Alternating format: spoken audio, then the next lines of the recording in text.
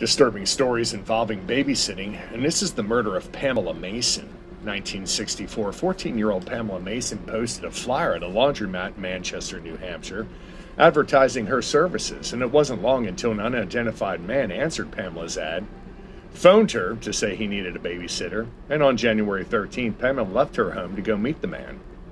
8 days later, she was found dead in a snowbank. She had been sexually assaulted, stabbed, and shot to death.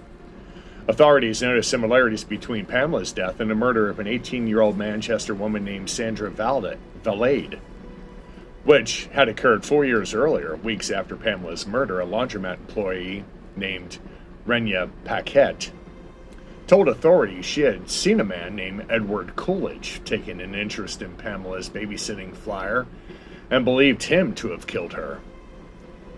The following morning, Paquette was found burned to death inside a barn on her property.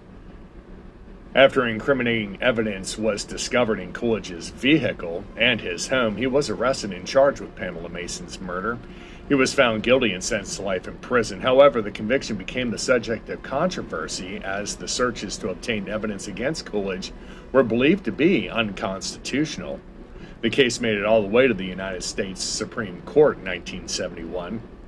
Since the Attorney General of New Hampshire had personally signed the warrants to search Coolidge's vehicle and property, the Supreme Court ruled that the warrants were invalid since they were not issued by a neutral and detached magistrate. As a result, Coolidge's first-degree murder conviction was overturned. He agreed to plead to a lesser charge of second-degree murder and was released from prison in 1991. While most people are convinced that Coolidge was Pamela Mason's killer, the deaths of Sandra Valade and Renya Paquette were never solved.